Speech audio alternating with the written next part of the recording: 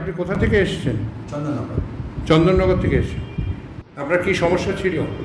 আমার সারা শরীরে ব্যথা ছিল, বিশেষ করে পা আর কোমরে। কাঁধ। এটা একটা ট্রিটমেন্ট করিয়ে দিলাম। এখন আপনি কেমন আছেন? আমার জয়েন্টগুলো মনে হচ্ছে খুলেছে, আগের থেকে অনেকটা রিলিফ পাচ্ছি। আপনি হ্যাপি তো?